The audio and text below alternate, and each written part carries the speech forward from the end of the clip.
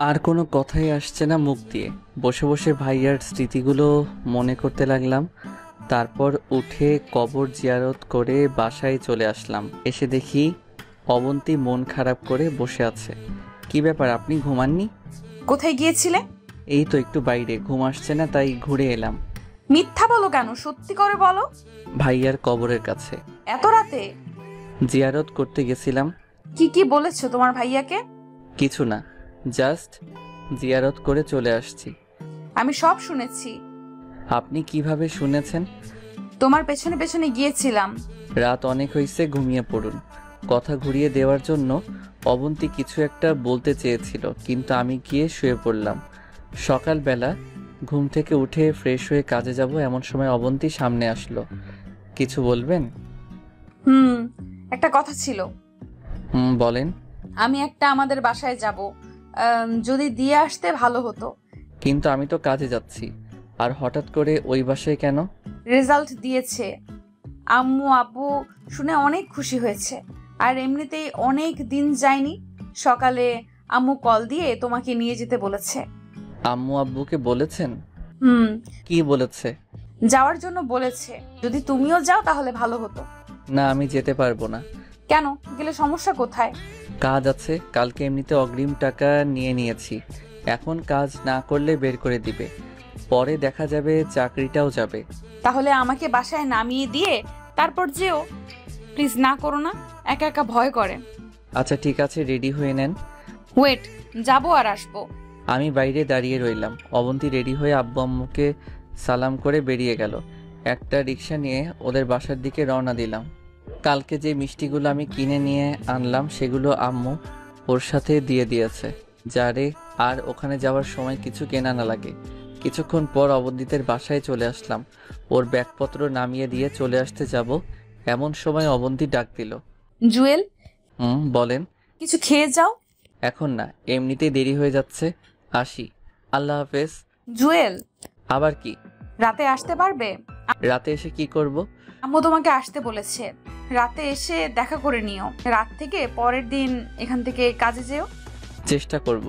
এই কথা বলে আবার রওনা দিলাম। মনে মনে ভাবলাম, আজকে হঠাৎ করে অবন্তী এত ভালোবাসা দেখাচ্ছে, কারণ কি? মনে হয় কাল রাতে সবকিছু শুনে ফেলেছে। ধুর, এত কিছু ভেবে লাভ নেই। ও আমাকে মেনে নিবে না। ভালো পাস করার কারণে হয়তো কৃতজ্ঞতা দেখাচ্ছে। অবন্তীকে ওদের বাসায় রেখে আমি কাজে চলে গেলাম। সারাদিন কাজ করলাম। এর মাঝে অবন্তী বেশ কয়েকবার কল দিয়েছে, খেয়েছি কিনা, ভালো আছি কিনা, ওদের বাসায় কখন যাব, আরও অনেক কিছু বলেছে। রাতে আমি আমাদের বাসায় চলে গেলাম। তুই এখানে কেন? মানে কি? অবন্তী তোকে কিছু বলেনি? বলেছে।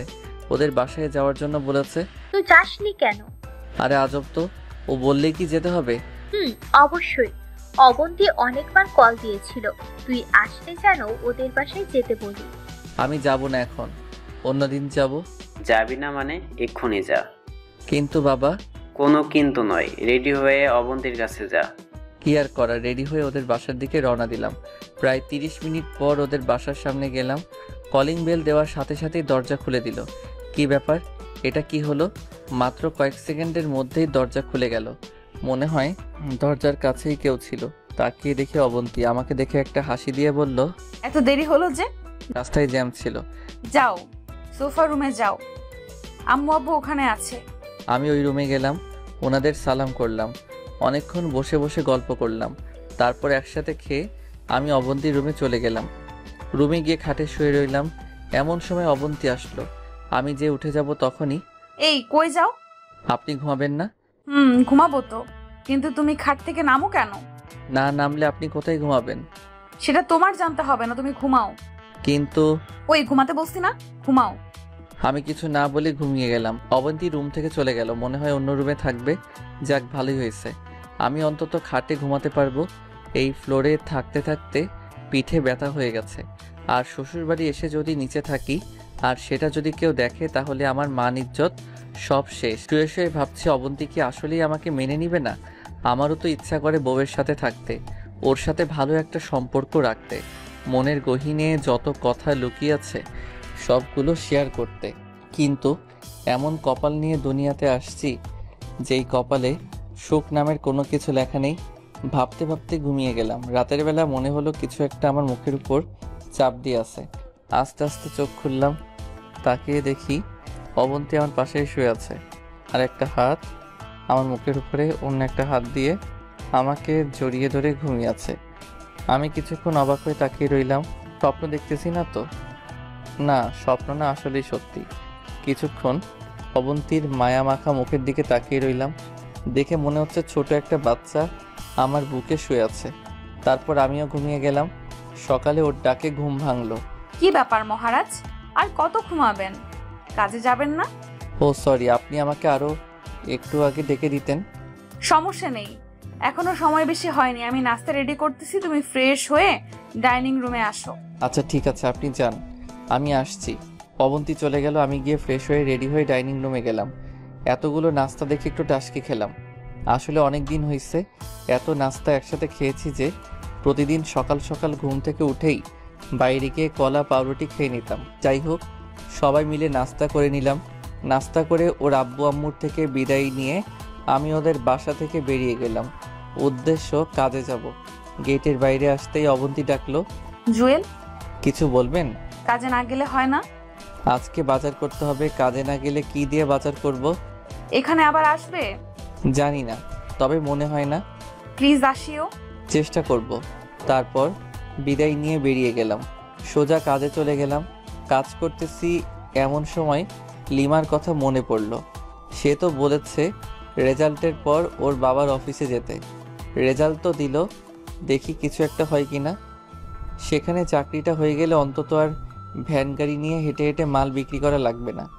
লিমাকে কল দিলাম, কয়েকবার রিং পড়লো কিন্তু ধরলো না। আবার দিলাম, এবার ধরলো। হ্যালো লিমা, কেমন আছিস? জুয়েল নাকি রে? ভুলে গেলি নাকি? আর আমি তোরে কেন ভুলবো বল, কি অবস্থা? এই তো মোটামুটি। তোর কি অবস্থা? রেজাল্ট কি? বলিস না ভাই, যেটা আশা করেছিলাম সেটা হয়নি। তোর কি? কোনো মতে পাশ করছি। আচ্ছা, একটা কথা ছিল। বল। তুই যে বলেছিলি তোদের অফিসে লোক লাগবে, সেই ব্যাপারে তুই কি তোর বাবার সাথে কথা বলেছিস? কথা বলা লাগবে না, তুই তোর সব কাগজপত্র নিয়ে চলে আসিস। আমি থাকবো, ঠিকানা তোরে মেসেজ করে দিব। থ্যাঙ্কস দোস্ত। থ্যাঙ্কস দিয়ে কাজ হবে না, ট্রিট দিবি। আচ্ছা ঠিক আছে, দিব। কাল কয়টায় আসবো? 10টায় আসিস। আচ্ছা ঠিক আছে। কলটা কেটে দিলাম। মনের মধ্যে একটু শান্তি আসলো।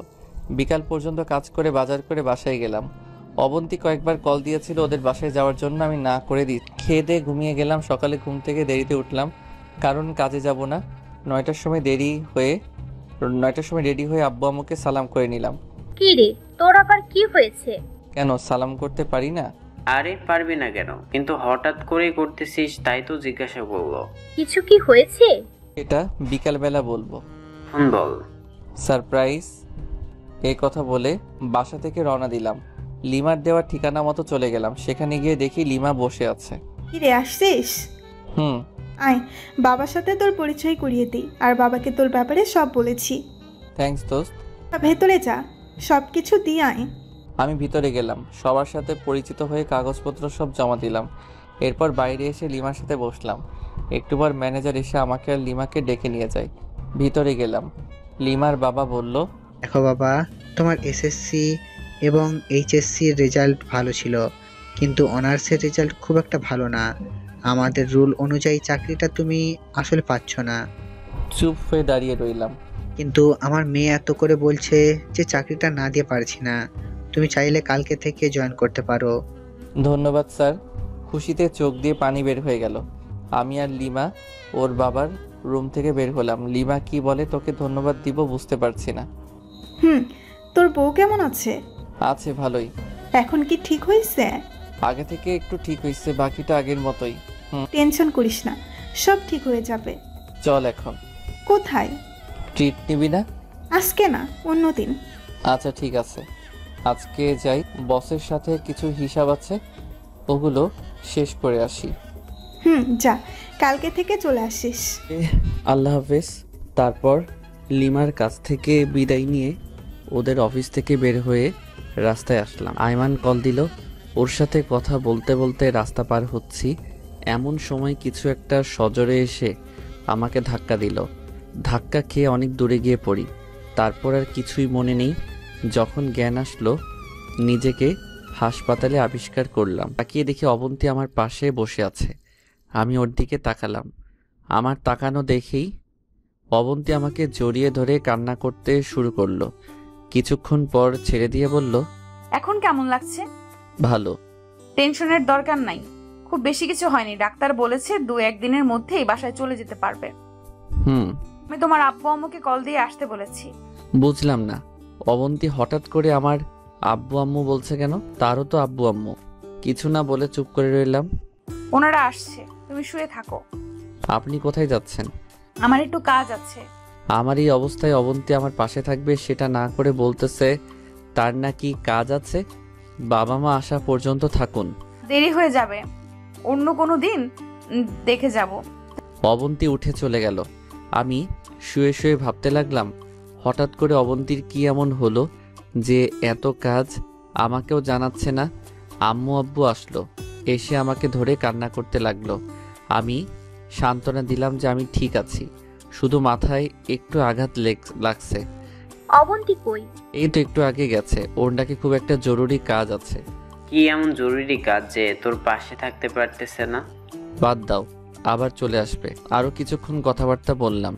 সেদিন হাসপাতালে থেকে গেলাম, আব্বু আম্মু থেকে গেল। পরের দিন হাসপাতাল থেকে বাসায় চলে গেলাম, কিন্তু এই 2 দিনে অবন্তী একবারও আসেনি এবং একটাও কল দেয়নি। আমিও আর নিজে থেকে দেইনি। 1 সপ্তাহ পর মোটামুটি সুস্থ, তাই চিন্তা করলাম নতুন অফিসে জয়েন করে ফেলি। বসে থাকা ঠিক হবে না। তারপর রেডি হয়ে সকালবেলা বের হচ্ছি, আম্মু সামনে আসলো। কোথাও যাচ্ছিস? নতুন চাকরি পেয়েছি, বেতনও আগে থেকে ভালো, কষ্টও কম, তাই চিন্তা করলাম আজ থেকে শুরু করে দেই। কি রে, তুই তো আমাদের একবারও বলিসনি, কখন পেলি? যেদিন অ্যাক্সিডেন্ট করেছিলাম সে বাবাকে ডেকে বলল। বাবাও অনেক খুশি। দুজনের কাছ থেকে বিদায় নিয়ে বের হব এমন সময় আবার দাঁড়িয়ে গেলাম। কিছু বলবি? অবন্তীকে কেউ কিছু বলবে না, বলার দরকার নেই। কেন রে, এমন একটা খুশির খবর মেয়েটাকে না দিয়ে পারি? না, দেওয়ার দরকার নেই, সময় হলে জানবে। এখন নিজে থেকে কেউ কিছু বলবে না। আচ্ছা ঠিক আছে, বলবো না। আমি আর কিছু না বলে রওনা দিলাম। 30 মিনিট পর অফিসে গেলাম, ম্যানেজারকে সালাম দিলাম। উনি সব কিছু ঠিকঠাক করে দিল। আমাকে সবার সাথে পরিচয় করিয়ে দিয়ে আমার ডেস্ক দেখিয়ে দিল এবং কাজ বুঝিয়ে দিল। নতুন অফিস, নতুন কাজ, ভালোই লাগছে, কিন্তু বারবার অবন্তীর কথা মনে পড়তে লাগলো। আজকে এতদিন অবন্তী একবারও একটা কল দেয়নি, কারণ কি? অবন্তী কি নতুন কারোর সাথে? না, এটা হতে পারে না। বসে বসে ওর কথা ভাবতেছি, এমন সময় লিমা এসে একটা টোকা দিল। কি ব্যাপার স্যার, ম্যামের কথা খুব মনে পড়ছে বুঝি? আরে না, তুই কখন আসলি? আসছি তো অনেক আগে, এসে দেখলাম তুই বসে বসে কি নিয়ে চিন্তা করতেছিস। না, তেমন কিছু না। নতুন অফিস কেমন লাগছে? ভালোই। কোনো প্রবলেম হলে ম্যানেজারকে বলিস। আচ্ছা ঠিক আছে। তুই থাক, আমি বাবার সাথে দেখা করে আসি। ওকে যা। তারপর আবার কাজ করতে লাগলাম, কিন্তু বারবার অবন্তীর কথাই মাথায় ঘুরতে লাগলো। বিকেলবেলা অফিস শেষ করে আয়মানকে কল দিয়ে আসতে বললাম। আয়মান আসলো, দুজনে একটা রেস্টুরেন্টে গেলাম, কিছু খাবার অর্ডার দিলাম। কিরে, তুই তো পুরাই চেঞ্জ, চাকরি পাইছিস? শালা একবার বললি না? তোর জন্য সারপ্রাইজ ছিল, এখন তো বলে দিলাম। তা আজকে কয়দিন? আজকেই জয়েন করলাম লিমাদের অফিসে। কোন লিমা? আরে আমাদের কলেজ ফ্রেন্ড লিমা। ও আচ্ছা, ভালো। আমার জন্য একটা দেখ। তুই চাকরি করলে তোর বাবার টাকা কে খাবে? আরে না, আগের মতো টাকা দেয় না, আবার কি পরিমাণ কিপটে তুই সেটা ভালো করেই জানিস। আচ্ছা দেখব। তোর ভাবি বউ কেমন আছে? ভাবি বউ মানে? আগে ছিল ভাবি, এখন হয়েছে বউ, দুইটা মিলে ভাবি বউ। তুই কোনো দিন ঠিক হবি না। তো কি অবস্থা ওনার? এবার তো অনেক খুঁজিতে থাকবে তাই না? ওরে কিছু জানাইনি। কেন? সব কিছু বললাম। জেল দোস্ত, আমি আগে যেই কথাটা বলেছি এখনো সেম কথাই বলতেছি। ওই মেয়েটার মতো কোনো ঘাপলা আছে? যেমন? প্রথমত তোর ভাই মারা যাওয়ার পর অবন্তী যদি তোদের বাসায় থেকে চলে যেত, খুব ভালো বিয়ে করতে পারতো না? ওর ভাগ্য ভালো যে তুই ওরে আবার বিয়ে করেছিস। দ্বিতীয়ত, তোর বাবা মা অবন্তীকে যে পরিমাণ ভালোবাসে, আদর করে, আমার মনে হয় না পৃথিবীর অন্য কোথাও এমন আদর পাবে। সব কিছু থাকা সত্ত্বেও অবন্তী তোর সাথে একই খাটে থাকে না, একসাথে মিশে না। এই থেকেই তো বোঝা যায় ওর মাঝে কোনো খাপলা আছে। কিন্তু আমি তো ওরে কোনো অভাব দেখাইনি, ওর সবগুলো স্বপ্নই পূরণ করেছি। আমার মনে হয় ওর কোনো পুরনো বয়ফ্রেন্ড আছে। আরে না, এটা হয় না। এটাই হবে। গরিবের কথা বাঁচি হলেও মিষ্টি হয়। কি করব বল, আম্মু আব্বুর দিকে তাকিয়ে ওরে কিছু বলতেও পারছি না। ও এখন কোথায়? ওর বাবার বাসায়। আমার অ্যাক্সিডেন্টের আগে গেছে, এখনও আসেনি। একবারও আসেনি? না, কল করে জিজ্ঞেসও করিনি আমি বেঁচে আছি নাকি মরে গেছি। তাহলে শিওর থাক ওর জন্য কোথাও রিলেশন চলতেছে। দোস্ত, ওরে ফলো করতে পারবি? ওকে করলাম, সমস্যা কোথায়? কিন্তু এটা শিওর যে অবন্তী তোর কাছে থাকবেন, আগে হোক আর পরে হোক। ওরে ডিভোর্স দিতে হবে, তুই না দিলেও সে তোকে দিবে। আচ্ছা, তুই শুধু ফলো কর। ওকে। আরও কিছু কথা বলে বাসায় চলে আসলাম। এসে ফ্রেশ হলাম।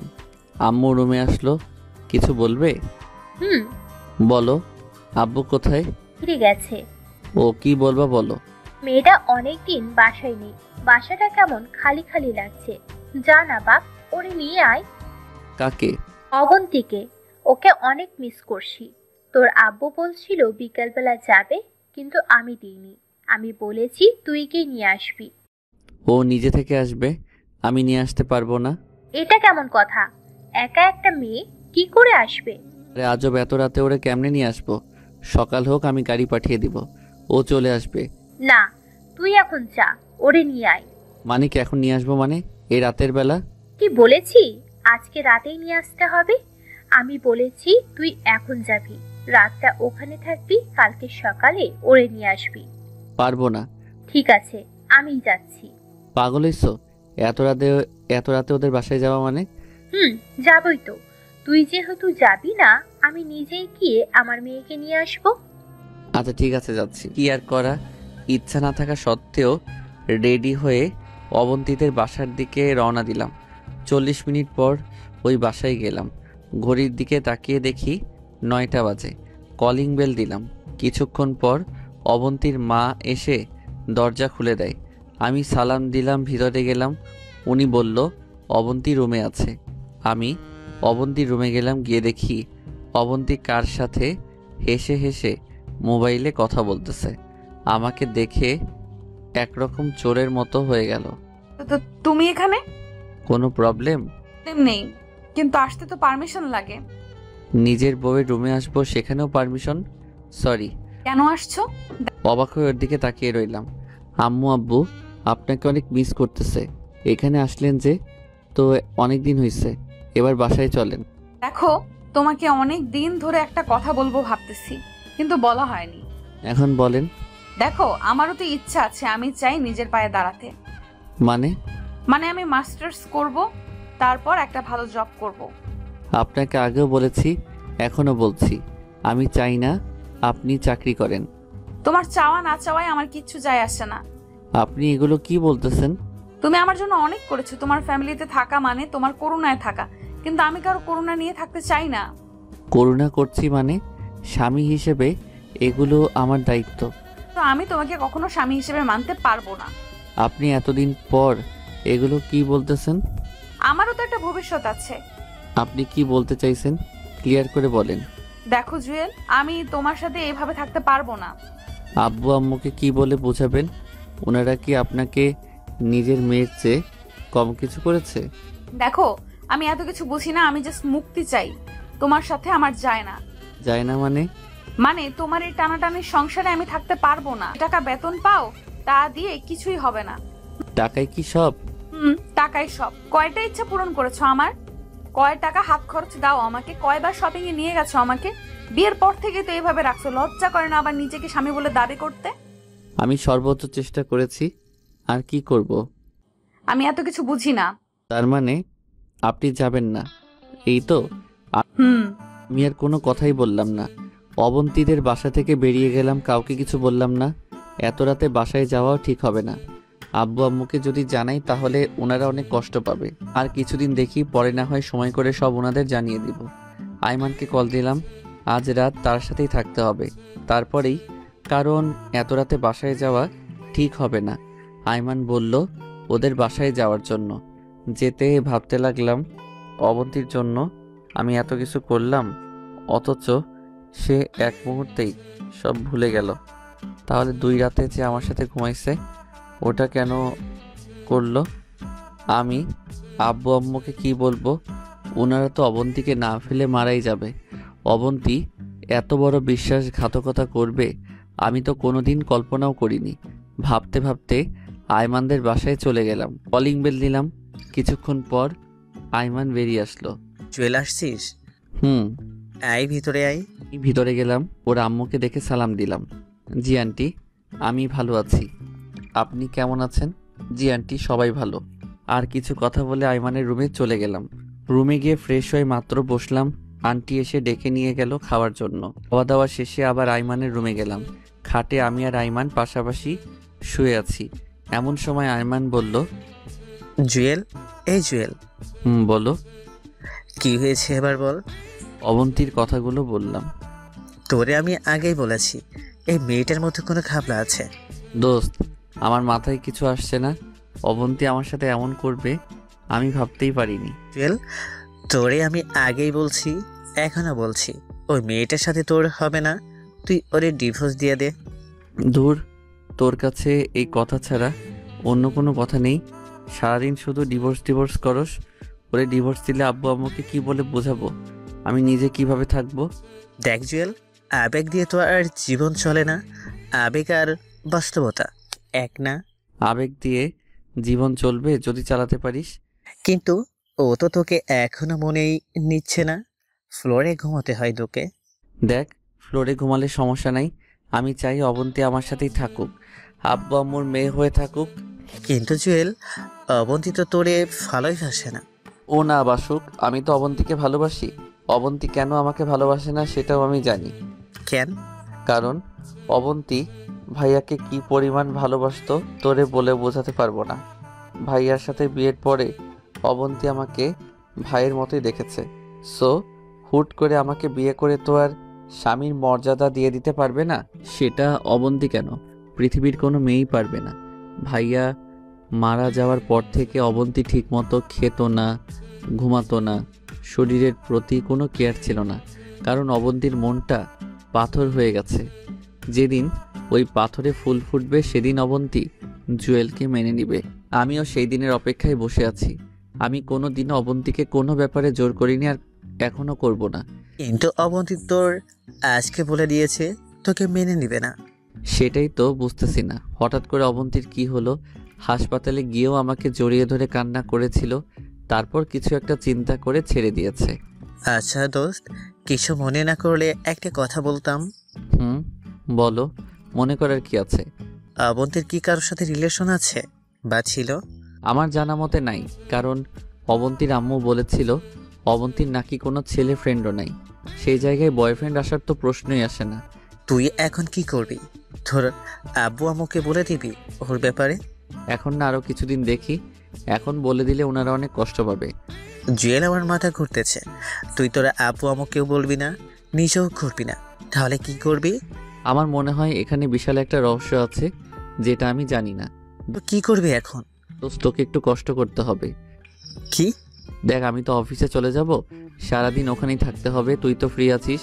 তুই যদি অবন্তীকে ফলো করতি, ও কি করে, কার সাথে যায়, তোর বাইক আছে, সমস্যা হবে না।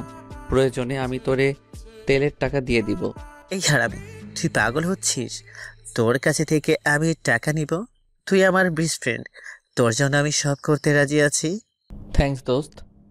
তাহলে কালকে থেকে ওরে ফলো করা শুরু কর। আমি তোরে অবন্তীদের বাসা দেখিয়ে দিব। আচ্ছা ঠিক আছে, এখন ঘুমা। তারপর এক পাশ হয়ে শুয়ে গেলাম।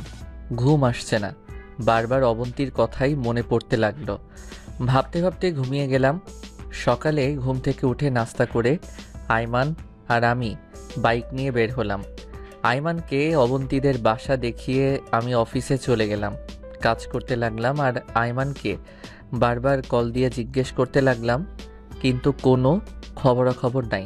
অফিস শেষ করে বাসায় গেলাম। আব্বু আম্মু আমার উপর ফায়ার হয়ে আছে। আসেনি? তুই কালকে ওর সাথে ঝগড়া করে চলে আসছিস কেন? আসেনি? কি? তোমাদের এসব কথা কে বলেছে? তুই কি ভাবছিস অবন্তীর সাথে আমাদের কথা হয় না? অবন্তী আমাদের বলেছে। কি বলবো বুঝতেছি না। কালকে কোথায় ছিলি? আইমানদের বাসায় মাথা নিচু করে।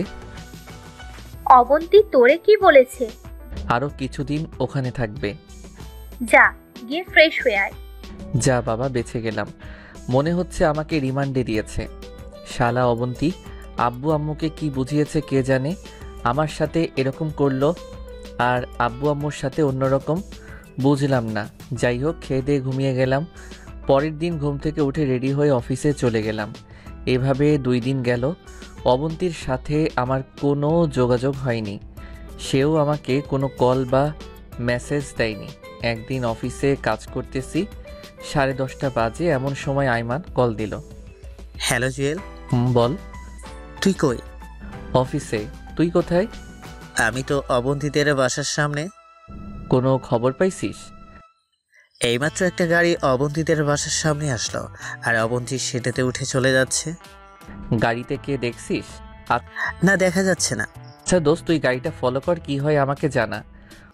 আচ্ছা ঠিক আছে। কলটা কেটে দিল। আমি একটু টেনশনে পড়ে গেলাম। অবন্তী কার সাথে ঘুরতেছে? 11:20 আইমান আবার কল দিল। জুয়েল, বল।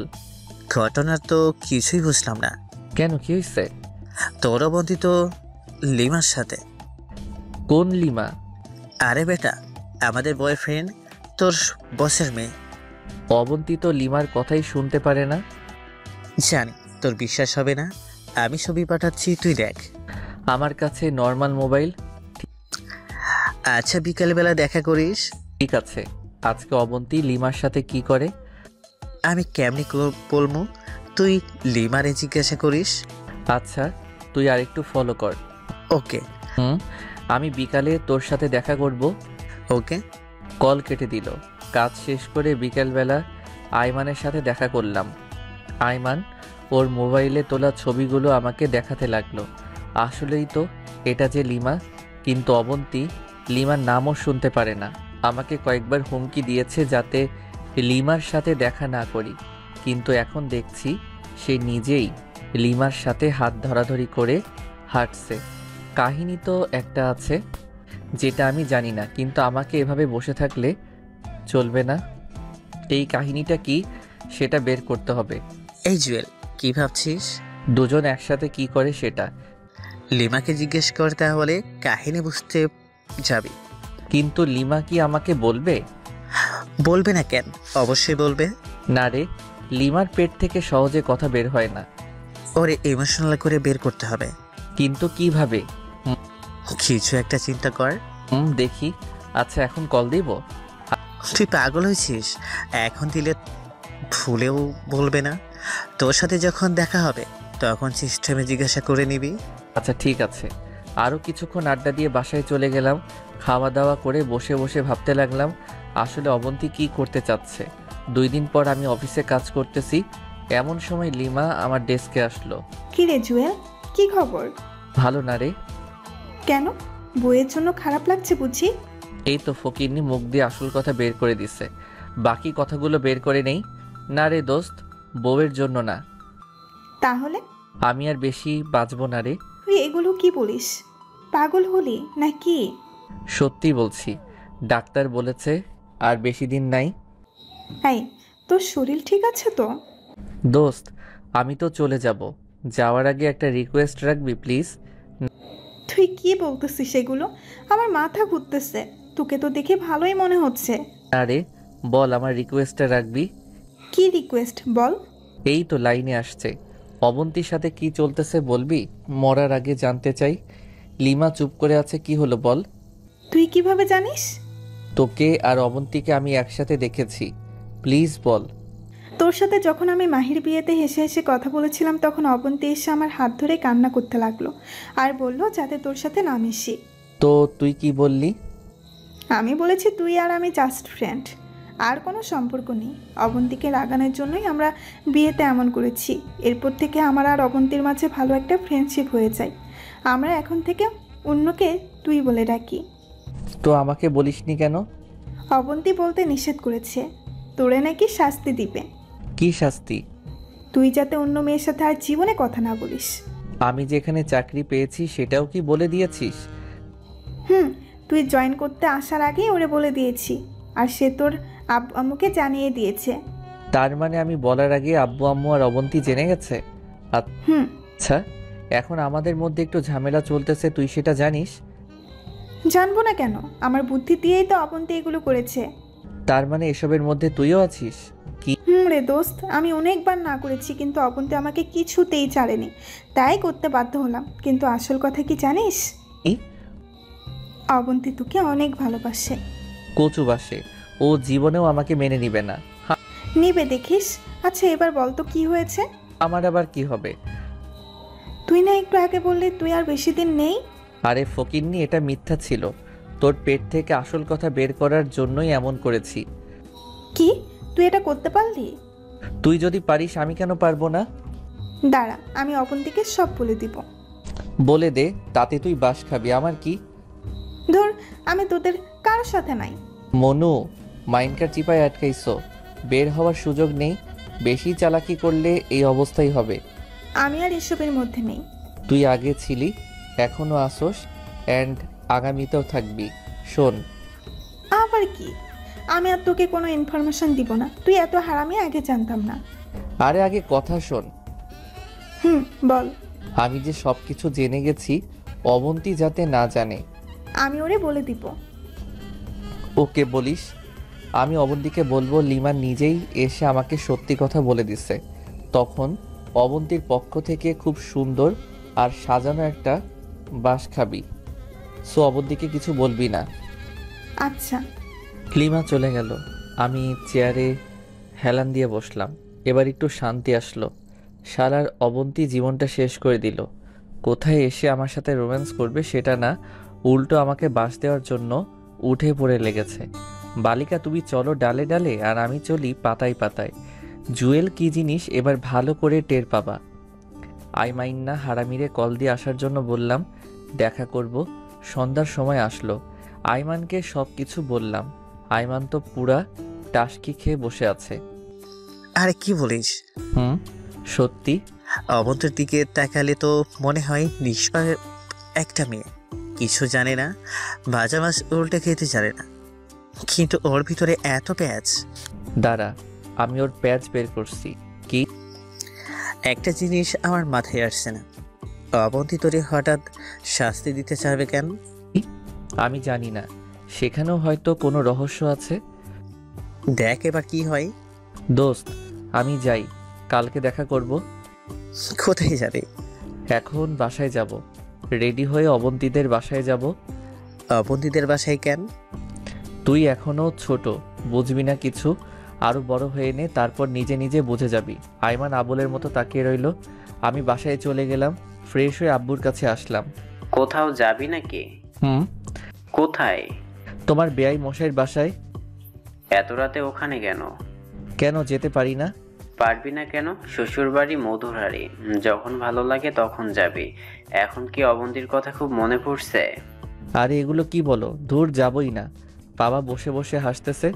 আমি রান্নাঘরে গেলাম, আম্মুকে বলে বেরিয়ে গেলাম। 30 মিনিট পর অবন্তীদের বাসায় গেলাম। কলিং বেল চাপ দিলাম, কিছুক্ষণ পর দরজা খুলে দেয়। আমাকে দেখেই অবন্তীর আম্মু আমাকে দেখেই মোটামুটি একটা টাসকি খেলো। খাওয়ার কথা যেখানে জুয়েলকে বলতে বলতে আসে না, সেখানে নিজে থেকে এসে হাজির, তাও আবার রাতের বেলা। আরে জুয়েল সে। আমি সালাম দিয়ে ভিতরে গেলাম। অবন্তীর বাবা বসে বসে টিভি দেখতেছে। আমাকে দেখে উঠে দাঁড়ালো। আমি ওনার সাথে কৌশল বিনিময় করলাম। অবন্তী, রুমে যাও। যাব এখন না, একটু পর। তাহলে বসো, গল্প করি। আমি ওনার পাশে গিয়ে বসলাম। বাবা মায়ের কথা জিজ্ঞেস করলো, চাকুরি বাকরির কি খবর জিজ্ঞেস করলো। আমিও ওনার পাশে বসে সব কিছুর উত্তর দিচ্ছি।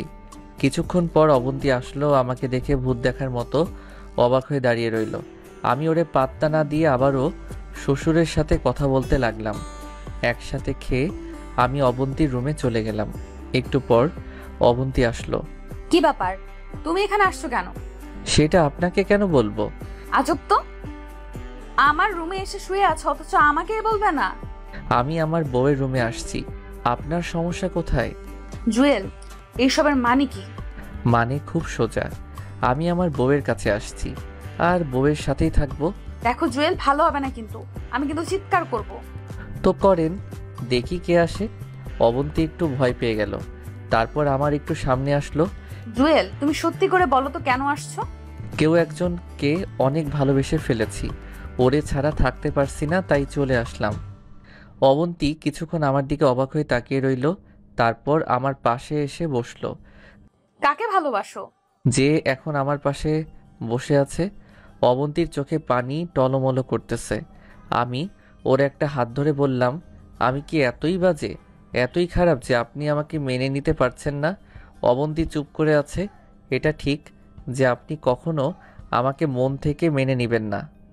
আবার এটাও জানি কোনো এক কারণে আপনি আমাকে শাস্তি দিতে চেয়েছেন, কিন্তু এমন শাস্তি দিচ্ছেন আর একটু হলে তো আমি এই পৃথিবী ছেড়ে শেষ করার আগেই মুখ হাত দিয়ে দিল।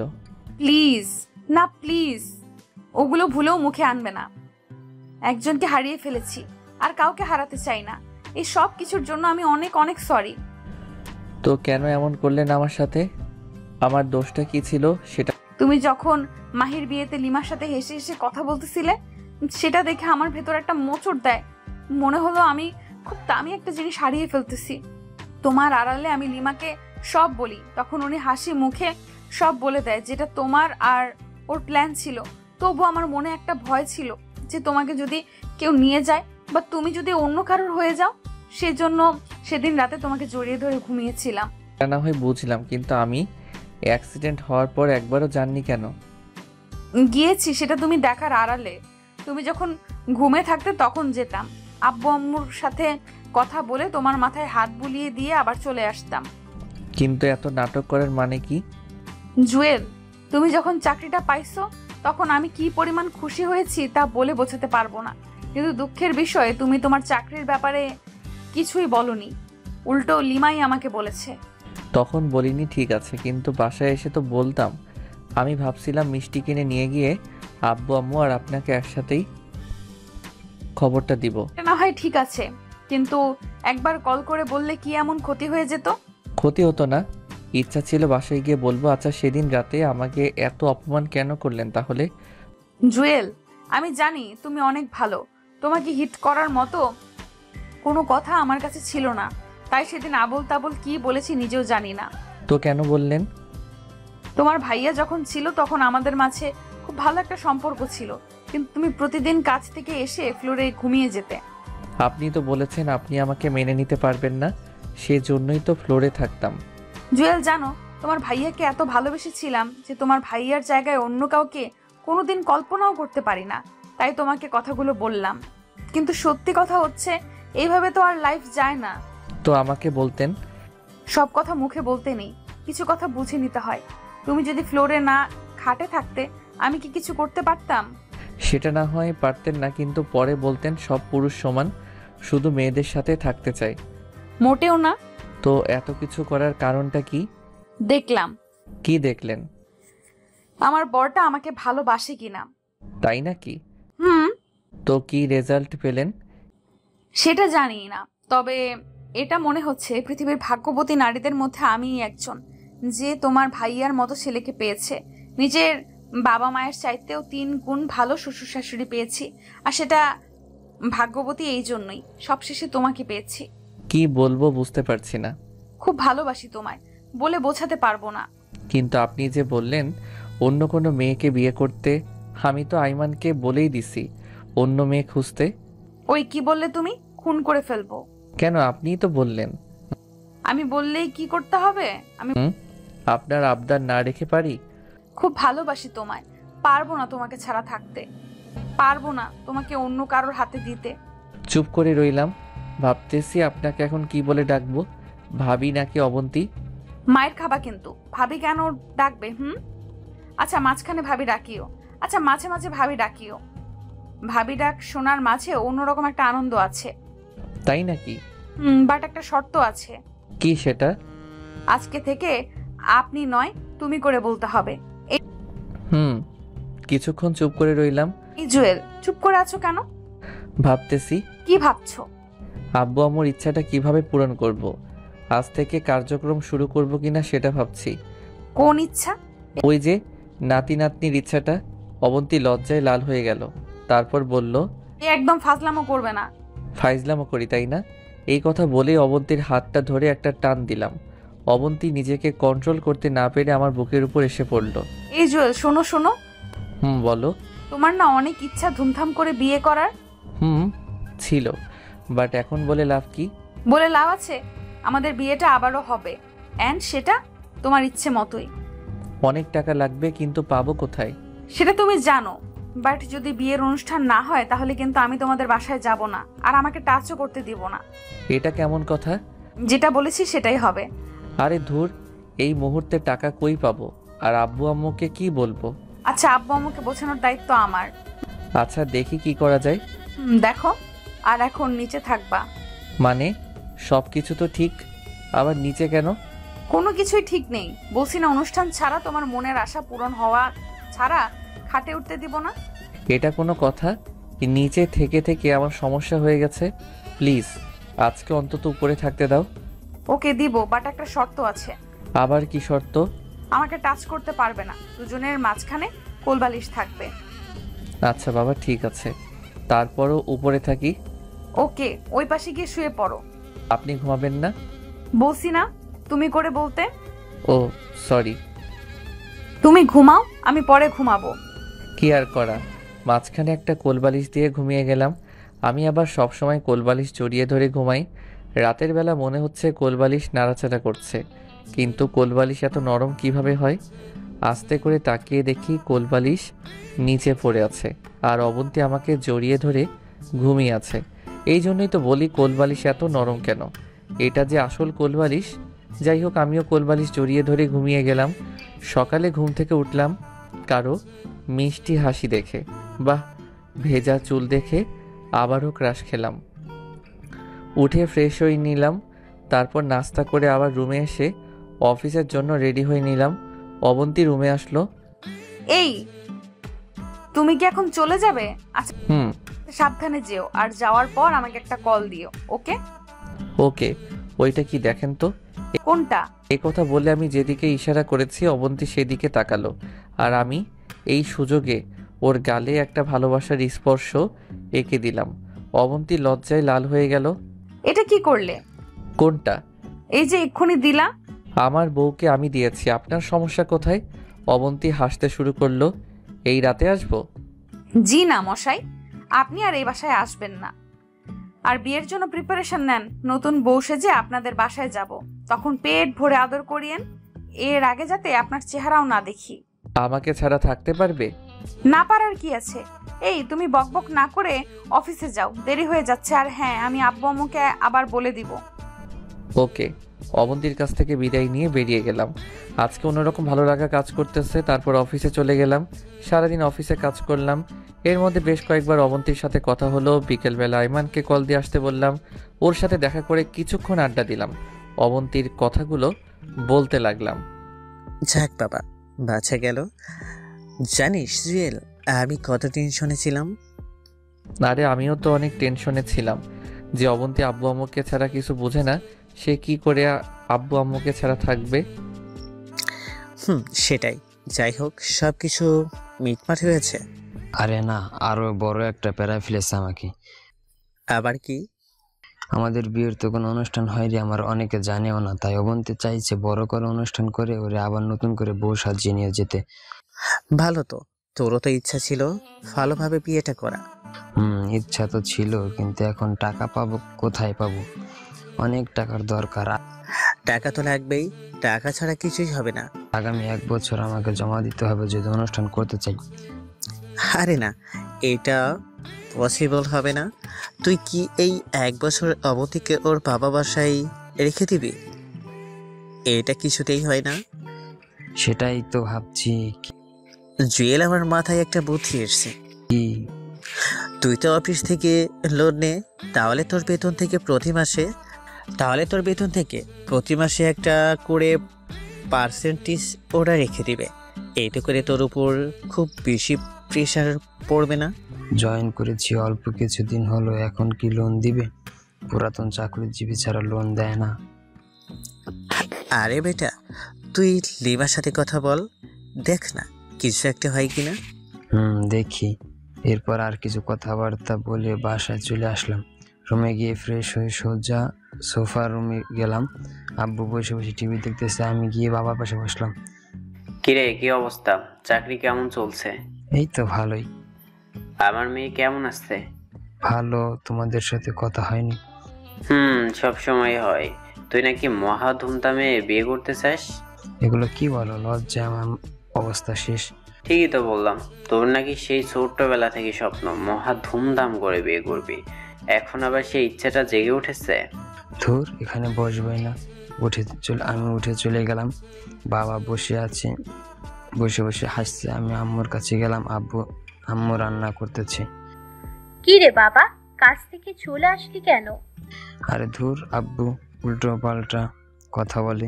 ঠিকই তো বলেছে। আম্মু তুমিও বলছো? ধুর। আমি রুমে গেলাম। রুমে এসে বসে রইলাম। চারপাশে যেন অবন্তীর স্মৃতিগুলো ছড়িয়ে আছে। আমি অবন্তীকে কল দিলাম। কি করেন? একজনের কথা ভাবতেছিলাম, আর উনি কল দিল। আমিও খুব মিস করছি, প্লিজ চলে আসো, অনুষ্ঠান পরে করব। জি না সাহেব, সেটা হচ্ছে না। আমার উপর বেশি প্রেশার হয়ে যাচ্ছে না? আমার বরের উপর প্রেশার পড়বে, এটা আপনার সমস্যা কোথায়?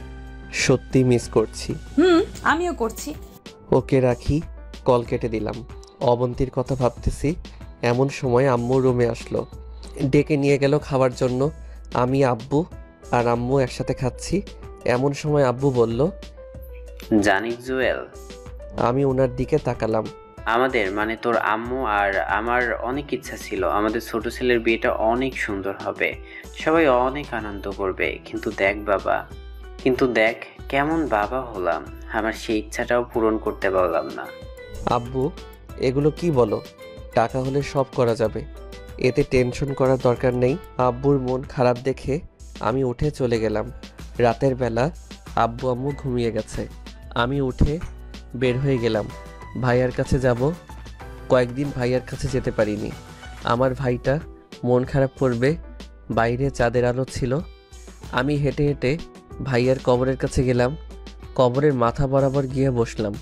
ভাইয়ার কবরের পাশে কয়েকটা গাঁদা ফুল গাছ লাগিয়েছিলাম, সেগুলোতে ফুল ফুটেছে। দেখে মনে হচ্ছে ভাইয়া হাসতেছে। ভাইয়া কেমন আছিস? তুই হয়তো ভাবছিস আমি তোকে ভুলে গেছি। না রে ভাই, আমি তোকে ভুলিনি। সব সময় পাইনি তোর কাছে আসার। তোর কর্তব্যগুলো আমি অক্ষরে অক্ষরে পালন করার চেষ্টা করতেছি, কিন্তু তোর মতো পারছি না। তবুও চেষ্টা করতেছি। ভাইয়া যেখানেই যাই না কেন তোর অভাবটা আমি অনুভব করি। তোর স্মৃতিগুলো আমাকে ঘুমাতে দেয় না। ঘুমাতে গেলে তোর সাথে ঘুমানোর কথা মনে পড়ে, খেতে গেলে তোর সাথে ভাগাভাগি করে খাওয়ার কথা মনে পড়ে, খেলা দেখতে গেলে তোর দলের বিরোধিতা করার কথাগুলো মনে পড়ে। আজ সব আছে, ভালো একটা চাকরিও পেয়েছি। টাকা এখন নেই, হয়তো ভবিষ্যতে হবে। সব কিছু হয়তো পাবো, কিন্তু তোকে পাবো না। ভাই, আমি জানি তুই আমার উপর অভিমান করে আছিস, তাই বিশ্বাস কর, 1 সেকেন্ডের জন্যেও আমি তোকে ভুলিনি। তোর অবন্তীকে আমি সর্বোচ্চ চেষ্টা করেছি ভালো রাখার, পড়ালেখা করানোর। আমি সফল হয়েছি। জানিস ভাইয়া, প্রতি রাতেই আমি মায়ের কান্নার আওয়াজ শুনতে পাই, কিন্তু আমি মাকে সান্ত্বনা দেই না। তুই আবার এটা ভাবিস না আমি স্বার্থপর। আমি আম্মুকে সান্ত্বনা দেই না এই জন্য যে আম্মুকে সান্ত্বনা দেওয়ার মতো ভাষা আমার নেই। অবন্তী এখনও তোকে অনেক ভালোবাসে। আমাকে মেনে নিলেও অবন্তীর মনে তুই যে জায়গাটা করে নিয়েছিস, সেটাতে তুই সারা জীবন থাকবি। ভাই, আজকে সব আছে, শুধু তুই নেই। আর একবারের জন্য আমাদের মাঝে ফিরে আয়, দেখে যা ওদের আমি ঠিক মতো রাখতে পারছি কিনা। আর একবার এসে আমার সাথে ঝগড়া করে যা। এবার আর তোর সাথে মারামারি করব না। তুই শুধু একবার আয়। চোখ দুটো ঝাপসা হয়ে আছে, আর কোনো কথাই আসছে না আমার মুখ দিয়ে। আরও কিছুক্ষণ ওখানে বসে কবর জিয়ারত করে বাসায় চলে আসলাম। পরের দিন ঘুম থেকে উঠে ফ্রেশ হয়ে নাস্তা করে অফিসে চলে গেলাম। 11টার দিকে লিমা আসলো। দুলাভাই, জুয়েল নাকি এটা? মনে হয়। কি অবস্থা? ভালো না রে, বিপদে আছি। কেন, আবার কি হয়েছে? এবার তো সব কিছু ঠিকঠাক হয়ে গেছে। অবন্তী আমাকে সব কিছু বলেছে, তুই তো হারামে কিছুই বলবি না। এখন বল, আবার কি হয়েছে? সব কিছু বললাম। ওরে অনেক টাকা লাগবে। লোন অত দিবে না, কারণ নতুন জয়েন করেছি। আচ্ছা, আমি ম্যানেজারকে বলে দিব, দেখ কিছু হয় কি না। থ্যাঙ্কস দোস্ত। একটা শর্ত আছে। কিসের শর্ত? আচ্ছা বল শুনি। যদি টাকা দেয় তাহলে তোদের বাসর ঘরটা আমি সাজাবো। আমার অনেক দিনের শখ, কিন্তু কেউ আমাকে সাজাতে দেয় না। আচ্ছা ঠিক আছে, তুই আগে ম্যানেজারকে বলে দেখ। ওকে। লিমা আমার ডেস্ক থেকে চলে গেল। আমি অবন্তীকে কল দিয়ে কথাটা বললাম। অবন্তী শুনেই হইছে, আর ঢং করতে হবে না, টাকা হাতে পেলে তারপর বলবে। এ কথা বলে মোবাইলটা রেখে দিল। লিমা কিছুক্ষণ পর ম্যানেজারের রুম থেকে বের হলো। এই জুয়েল। বল। আমি ম্যানেজারকে বলে দিয়েছি, দেখ উনি কি বলে। আচ্ছা ঠিক আছে। ম্যানেজার হয়তো তোকে ডাকবে। যদি জিজ্ঞেস করে টাকা কেন দরকার, তাহলে বলবি যে বাসার কাজ চলতেছে। ওকে। আরও একটা গুড নিউজ আছে। কি? আজকে সানি আসবে, আমি ওরে নিয়ে আসার জন্য যাচ্ছি। সানিকে? তোর দুলাভাই, আমার হবু। বাহ, বিয়ের আগে এত প্রেম, বিয়ের পর কি করবি? তুই আর অবন্তী যেটা করবি, আমরাও সেটা করব। আমাকে একটু বলিস, তোরা কি কি করস? মায়ের খাবি ফাজিল। আচ্ছা আমি গেলাম। ওকে, আল্লাহ হাফেজ। লিমা চলে গেল। আমি বসে বসে কাজ করতে লাগলাম। দুপুর শেষ হয়ে বিকাল হয়ে গেল, কিন্তু ম্যানেজারের কোনো খবরই নাই। আমি ভাবতেছি টাকা হয়তো দিবে না। ছুটি হওয়ার প্রায় 20 মিনিট আগে পিয়ন আসলো আমার কাছে। কে? আচ্ছা ঠিক আছে, আপনি যান, আমি আসছি। এক বুক আশা নিয়ে ম্যানেজারের রুমে গেলাম। স্যার আসবো? মিস্টার জুয়েল, আসুন, ভিতরে আসুন। Thank you sir. বসুন। আমি বসলাম। আপনারা নাকি টাকার খুব প্রয়োজন? জি স্যার। কত? 3 লক্ষ হলে হবে। এত টাকা দিয়ে কি করবেন? স্যার বাসার কাজ চলতেছে। কিন্তু মিস্টার জুয়েল, আপনি জয়েন করেছেন যে এখনো 1 মাস হয়নি। আমরা এই মুহূর্তে আপনাকে এত টাকা দিতে পারবো না। কেন স্যার? অন্যান্য কোম্পানিগুলোতে তো যারা কর্মকর্তা তাদেরকে লোন দেয় আর মাস শেষে বেতন থেকে কেটে নিয়ে যায়। আমার ক্ষেত্রেও একইটা করিয়েন। লোন দিই, আমরাও দিই, কিন্তু সেটা পুরাতন লোকদেরকে। আপনি যে এই অফিসের সারা জীবন কাজ করবেন তার কোনো গ্যারান্টি আছে? সেটা না হয় ঠিক আছে, কিন্তু আমি তো আর এই মুহূর্তে চলে যাচ্ছি না। আর আমার সব কাগজপত্র আপনাদের কাছে। আপনারা ওগুলো না দিলে তো আমি অন্য কোথাও চাকরি করতে পারবো না। আমি যদি এই অফিস থেকে চলেও যাই তাহলে আপনাদের টাকা শোধ করে তারপরেই যাব। সেটা না হয় বুঝলাম, কিন্তু এতগুলো টাকার জন্য আপনাকে কিছু ডকুমেন্ট জমা দিতে হবে। কি? আপনাদের বাড়ির কাগজপত্র যদি কোনো কারণে আপনি টাকা না দিয়ে চলে যান, আমরা আপনার বাড়ি দখল করব। আচ্ছা ঠিক আছে, দিব। আর আপনার বর্তমান বেতন 25,000 টাকা।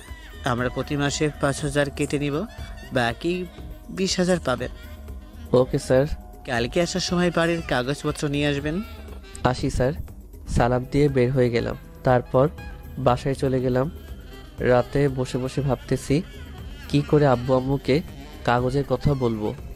খাওয়ার সময় আব্বুকে বলেই দিলাম দলিলের কথা। বাবা কিছুই বলল না। খাওয়া শেষ করে আমি রুমে চলে গেলাম। কিছুক্ষণ পর আব্বু একটা ফাইল নিয়ে আমার রুমে আসলো, আমার হাতে দিয়ে বলল, ওখানে সব কিছু আছে। আমি জানি তুই খারাপ কিছু করবি না, আমি তোকে আমানত দিলাম। আমি কিছুই বললাম না, ফাইলটা রেখে দিলাম। অবন্তীকে কল দিলাম। কিছুক্ষণ কথা বলে মোবাইলটা রেখে দিলাম। তারপর ঘুমিয়ে গেলাম। সকালে ঘুম থেকে উঠে ফ্রেশ হয়ে নাস্তা করে অফিসে চলে গেলাম। সোজা ম্যানেজারের রুমে গেলাম। ফাইলটা ওনার হাতে দিয়ে আমি আমার ডেস্কে গিয়ে কাজ করতে শুরু করলাম। 11টার দিকে পিয়ন এসে ডেকে নিয়ে যায়। ম্যানেজার নাকি আমাকে ডাকতেছে। ম্যানেজারের রুমে গেলাম। উনি আমাকে একটা চেক কেটে দিল। আমি তো খুশিতে শেষ। যাই হোক, ম্যানেজার থেকে 1 ঘন্টার জন্য ছুটি নিলাম, না হলে বিকেলবেলা ব্যাংক বন্ধ হয়ে যাবে। আইমানকে কল দিয়ে আসতে বললাম। তারপর আইমান আসলো, ওরে নিয়ে টাকাটা ব্যাংক থেকে নিয়ে আসলাম। তারপর আবার অফিসে চলে গেলাম। কাজ শেষ করে বাসায় চলে আসলাম। রাতে অবন্তীকে কল দিলাম। বলেন সাহেব, সারাদিন কোনো খবর ছিল না আপনার, এখন মনে হয়েছে তাই না? সরি, কাজে ছিলাম তো তাই। তুমিও তো দাওনি। মোবাইলে টাকা ছিল না, তোমারও তো বলেছিলাম টাকা পাঠাতে, বাট তুমি তো পাঠাওনি।